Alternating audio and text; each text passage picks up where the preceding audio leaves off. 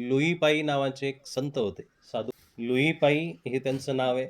10व्या-11व्या शताब्दीमध्ये तेव्हा ते साधू झाले. तर ते साधू म्हणजे विक्षिप्त साधू ज्याला म्हणतात, सिद्ध साधक. सिद्ध साधकाचं काय राहतं? तो सिद्ध झालेला असल्या कारणानं त्याला काहीच गंध नसतो. घाण, चांगलं, वाईट कशाचा गंध नसतो. तो त्याच्या मस्तीमध्ये जगत असतो. विशेष करून जे अघोरी साधू असतात, त्या अघोरी साधूंचं हे लक्षण आहे. कसंही खातात, कसंही बसतात, कसंही उठतात, कसंही राहतात. यापैकी ते लक्षण असतं आणि मग ते फिरायचे.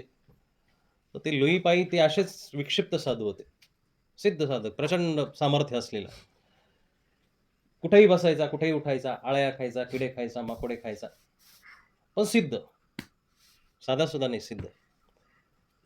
एक दिवस असाच उकिरड्यावरती बसलेला होता आणि तिथून त्या नगराचा राजा चालला होता. राजा प्रधानासोबत चालला होता आणि चालता-चालता त्या राजाने बघितलं, की हे भणंग वेशामध्ये असा साधू बसलेला आहे, ज्याला कशाचंही भान नाहीये, नुसतं आपलं बसलंय, आळ्या, किडे, माकोडे काय खातंय, काय कळत नाही. म्हणून राजा त्याच्याकडे बघून हसला. कुत्सित भावनेनं, थोड्या चुकीच्या भावनेनं हसला. राजा हसला म्हणून प्रधानही हसला.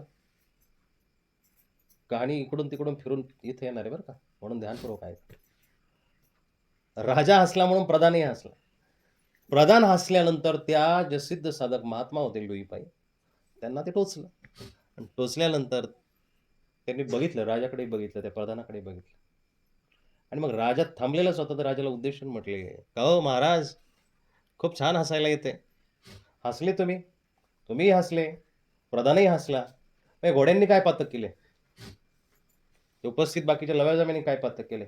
असं म्हटल्यासरशी घोडेही हसायला लागले, सैनिकही हसायला लागले, अवघं प्रजाजन हसायला लागले.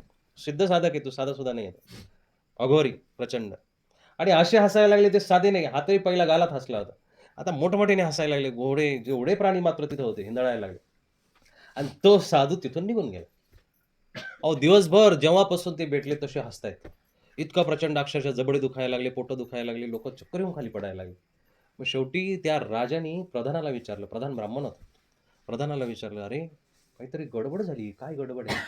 ज्ञानी असलेले प्रधानाने सांगितले, "महाराज, आपण ज्याच्यावरती हसलो तो साधा-सुधा नव्हता. कोणीतरी नक्कीच कुठलातरी महात्मा, प्रचंड सिद्ध साधक किंवा प्रचंड ताकदीचा सामर्थ्यवान पुरुष असला पाहिजे." "हो का?"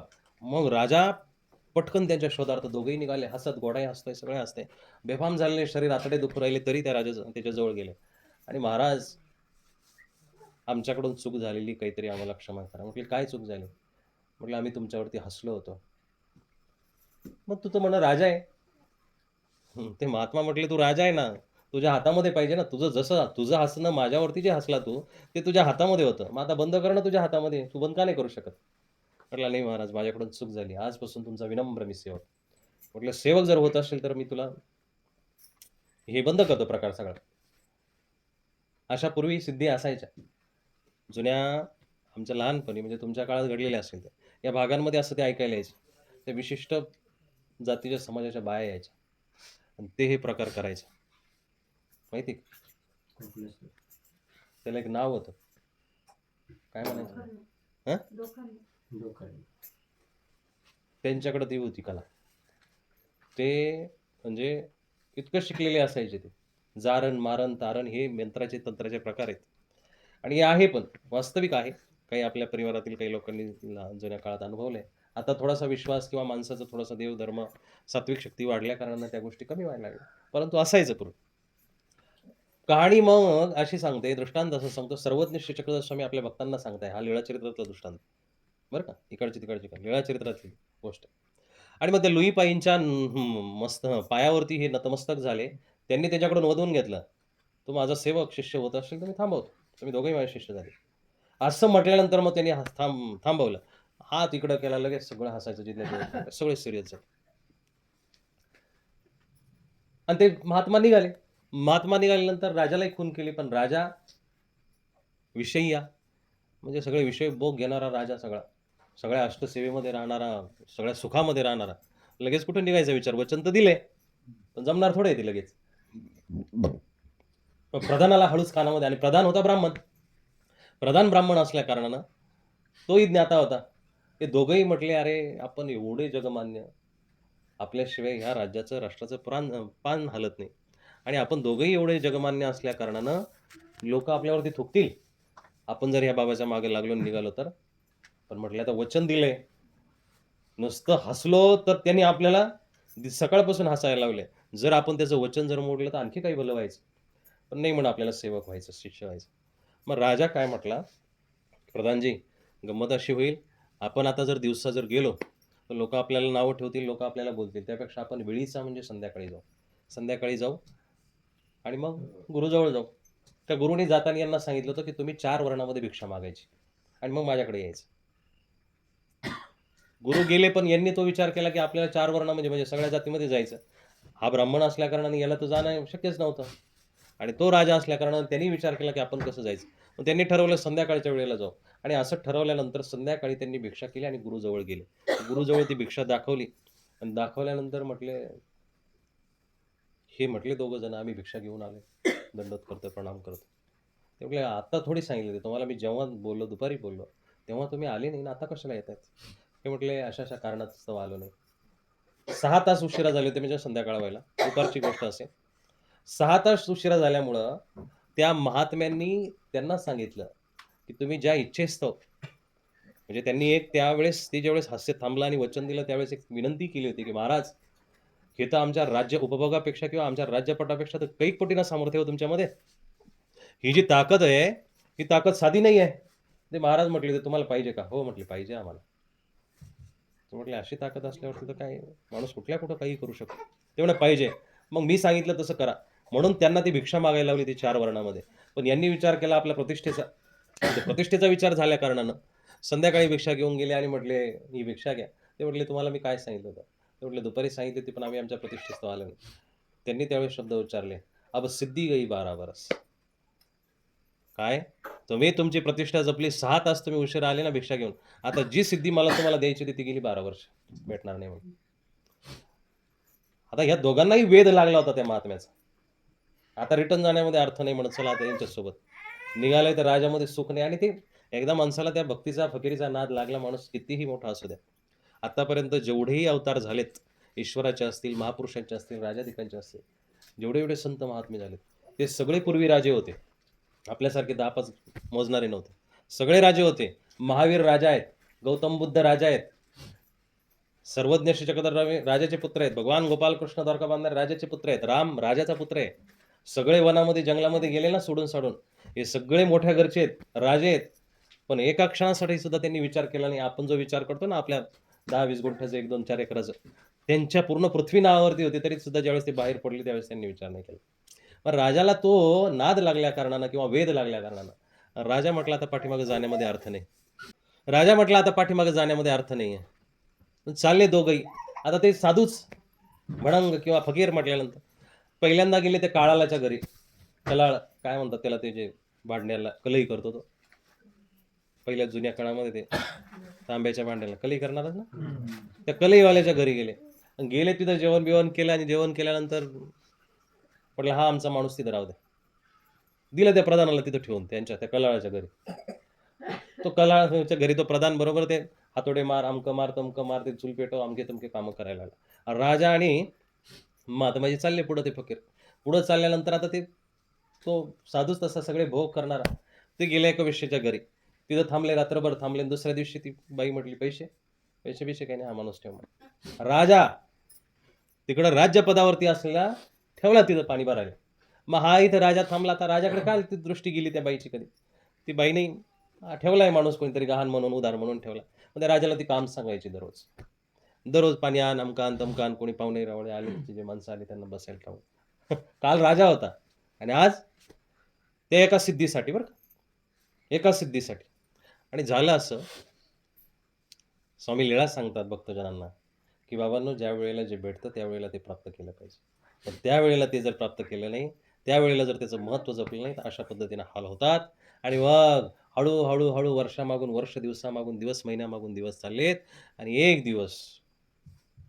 दिवस पावसाळ्याच्या दिवसामध्ये भयंकर पाऊस आलेला आहे. आणि भयंकर पाऊस आलेला असताना ती जी स्त्री होती, त्या स्त्रीचा प्रियकर त्या नदीच्या पलीकडं, गावाच्या नदीच्या पलीकडं राहत होता. राजाला जिथं ठेवलं होतं का, त्या स्त्रीचा प्रियकर त्या गावाच्या पलीकडं, नदीच्या पलीकडं राहत होता. आणि जशी संध्याकाळ झाली, पाऊस पडतोय, नदीला पूर आलेला आहे. त्या बाईला जेवण, अन्न, पाणी गोड लागलं. ती म्हटली, काही करून तो माणूस असा आलाच पाहिजे माझ्याकडे. ती दुःखी झाली. दुःखी झाल्या कारणानं हा राजा तिच्याजवळ गेला आणि म्हटला, आई, तू दररोजच्या सारखी प्रसन्न दिसत नाही. तिला आई म्हटलं. प्रसन्न दिसत नाही, खुश दिसत नाही. काय नेमकं कारण झालं असेल? तिला ते कारण सांगितलं. अमका-अमका व्यक्ती आहे तो, मला असं-असं आवडतो दररोज भेटायला. तर आज आला नाही. म्हटलं, मी घेऊन येऊ? म्हटलं, एवढा पाऊस चालू आहे, तू कसं जाशील? नदीला पूर आलेला आहे, वरून भरमसाठ, वरून पाणी, खालून पाणी. म्हटलं, मी आणतो, काय हरकत नाही. जसा बाहेर पडला, 12व्या वर्षाचा बरोबर दिवस संपला होता. जसा बाहेर पडला, समोर नदीच्या काठावरती गेला. नदीच्या पाण्यावरती चालायला लागला. सिद्धी प्रसन्न झाली. नदीच्या पाण्यावरती चालायला लागला, पलीकडे गेला, त्या माणसाच्या घरी गेला. तो लेकरबाळांना खाऊ-पिऊ घालत होता. अरे म्हटलं, तू इथं बसलाय, तिकडं आई वाट बघते, ती बाई तुझी वाट बघते तुझी. तू कसा आला? म्हणा, मी बरोबर आले, तू चल माझ्यासोबत. आला बरोबर, त्याला घेऊन आला, परत नदीच्या काठावरती आला, त्याला पाठपोळी लावला आणि हात चालत-चालत नदी. तोही आश्चर्यचकित झाला आणि आश्चर्यचकित झाल्यानंतर घरी आला, तिथं आला त्या बाईच्या घरी आणि तिथं आल्यानंतर ते पहिला प्रश्न त्याने असा केला, "हा नेमका कोण आहे?" ती म्हटली, "असे-असे एक महात्मा आले होते, फकीर आले होते आणि ते रात्रभर माझ्याजवळ राहिले. काही न देता त्यांनी हा माणूस माझ्याजवळ ठेवला." अरे म्हणा, साधा-सुधा नाही आहे. खूप प्रचंड ताकदवान आहे. पाण्यावरती चालवत आणलं मला.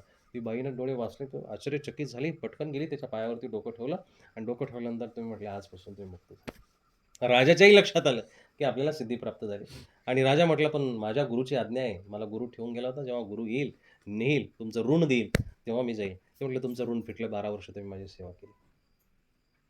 तुमचं ऋण फिटलं." राजा निघाला. राजा तिथून बाहेर निघाल्यानंतर खूप प्रसिद्ध सिद्ध साधक झाला.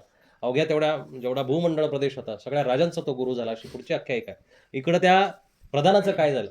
प्रधान त्याच दिवशी रात्रीचा झोपलेला होता आणि अचानक, अचानक इतका प्रकाश पडला, इतका प्रकाश पडला, की ते सगळं घर उजळून निघालं त्या कलाळाचं, कलई करणाऱ्याचं. घर उजळून निघाल्या कारणानं ते पटकन रात्रीचे घाबरून उठले. याच्या छातीमधून खूप मोठा प्रकाश पडलेला आहे. त्याच रात्री त्याला उठवलं. उठवल्यानंतर सांगितलं, की "महाराज, तुम्ही साधेसुधे नाही आहे. तुमच्या छातीमधून असा अकस्मात प्रकाश दिसला." त्या प्रधानाच्याही लक्षात आलं, की आपली सिद्धी आपल्याला साध्य झाली. मग तो तिथंच उठला. तो म्हटला, की "माझे गुरु जेव्हा येतील, बघा एवढं सगळं साध्य झाल्यानंतर सुद्धा माझे गुरु येतील, गुरु ऋण देतील, तेव्हा मी जाईल." ते म्हटले, "तुमचं ऋण फिटलं. तुम्ही आमची 12 वर्ष सेवा केली. निघा आता." तोही प्रधान बाहेर पडला. तोही निघाल्यानंतर तो म्हणतो, असंख्य अशा शिष्यांचा तो गुरु झाला आणि दोघंही त्या गुरुपेक्षाही मोठे सिद्ध साधक झाले, की त्या काळामध्ये त्यांच्या सिद्धीला, त्यांच्या सामर्थ्याला, त्यांच्या त्या अभ्यासाला तोड नव्हती. मग ते दोघंही प्रसिद्ध झाले बरं का यांनो. दोघंही प्रसिद्ध झाले, दोघंही खूप मोठे झाले. म्हणून बंधूंनो, सिद्धी गई 12 बरस. जेव्हा जवळ-जवळ येतं त्यावेळेसच आपल्या हातातून. त्या एका आंधळ्याला एका खोलीमध्ये डांबलं, पण ती खोली होती गोल आणि गोल खोलीमध्ये डांबल्यानंतर त्याला सांगितलं, "तू जर या खोलीच्या बाहेर जर पडला, या खोलीला एका ठिकाणी दरवाजा आहे. त्या खोलीच्या जर बाहेर पडला ना, तुला बाहेर लगेच आल्यानंतर अशी माणसं भेटणार आहे, की जे तुला डोळे दान देतील. तुला सगळं जग दिसेल." आंधळा खुश झाला. खुश झाल्यानंतर त्या खोलीमध्ये त्याला जसं डांबलं, डांबल्यानंतर त्याला सांगितलं होतं, की ह्या खोलीला एका ठिकाणी दरवाजा आहे. तू त्या पद्धतीने दरवाजा शोध आणि बाहेर पड. तो काय केलं त्यानी, की बरोबर ती गोल खोली होती. त्या खोलीला हात लावत, लावत, लावत दरवाजापर्यंत आला आणि जेव्हा दरवाजापर्यंत आला, त्याच्या पाठीला खाजव आली. त्याने हात घेतला काढून आणि चालत तसाच राहिला. गेला दरवाजाच्या पुढे गेला. परत त्या भीतीला हात लावत, लावत, लावत, लावत, लावत फिरत आला. परत दरवाजापर्यंत आला. परत थोडं मानाला, कुठं डोक्याला खाजव आली. परत हात काढला आणि परत. असा चक्कर मारत, मारत, मारत त्याच्यातच मेला. त्याला दरवाजा सापडला नाही. आपली हीच गती होतीये, की आपल्याला कोणीतरी चांगलं सांगायला येतं. आपण त्याच्यापर्यंत पोहोचतो. पण त्याच्यापर्यंत पोहोचतो. परत आपल्याला ती कुठेतरी खाजव येते. कुठेतरी ते खाजवल्यासारखं होतं. आपण हात पाठीमागे घेतो, पाय पाठीमागे घेतो आणि आपल्या प्रपंचामध्ये मशगूल होऊन जातो. तेही उदाहरण सांगतो. जनावरं आपल्याला जनावरासारखं करू राहिले, पण आपण जनावरांना आपल्यासारखं नाही करत. कसं? की जनावराचा टाईम आपण ठरवलेला आहे, की कधी त्याला धुवायचं आणि कधी त्याला पाणी पाजायचं. पण आपण त्याला जर त्याच टाईमाला तसं जर करत असेल, तर मग त्याच्यात आणि आपल्यात काय राहिला? फरक काय राहिला? त्याला आपण जसं तुम्ही खाऊ घालाल, जसं त्याला वळवाल, तसं ते वळत असतं. पण आपण जर त्याच्यासारखं वळायला लागलो म्हणल्यानंतर त्यात आणि आपल्यात काय फरक आहे? की आज आपल्याला पहिल्यांदा नाही ऐकायला भेटलं. आज आपण पहिल्यांदा अनुभव नाही झालो. आज आपण पहिल्यांदा देव-देव करायला लागलो. याच्यापेक्षा हजारो वर्षापासून करतोय. पण त्याही वयामध्ये, त्याही युगामध्ये, त्याही आयुष्यामध्ये, त्याही योनीमध्ये असंच भरकटत राहील. असंच अर्धवट सोडलं, असंच काही ना काहीतरी करत राहिलो आणि मग त्यातून काही साध्य झालं नाही. म्हणून बाबांनो, धर्म करत असताना सजगता खूप महत्त्वाची. विचार करा ना, खाणं बंद नाही, पिणं बंद नाही, फिरणं बंद नाही, बाकीच्या इतर सर्व छोट्या-मोठ्या गोष्टी. याच्यातला एक महत्त्वाचा प्रसंग असा जर आला, की मौत आली एखाद्याला, एखाद्याचा दहावा आला, तेही बंद नाही. मग धर्मकार्य आपण का बंद करावं? धर्मामध्ये जो अग्रेसर आहे, त्याचा ईश्वर खऱ्या अर्थानं अभिमान घेत असतो. असा मनाला येईल त्या पद्धतीनं धर्म करणाऱ्याचा देव नाहीये. देवाच्या म्हणण्याप्रमाणे वागणाऱ्याचा देव आहे. आपण देवाच्या म्हणण्याप्रमाणे वागलं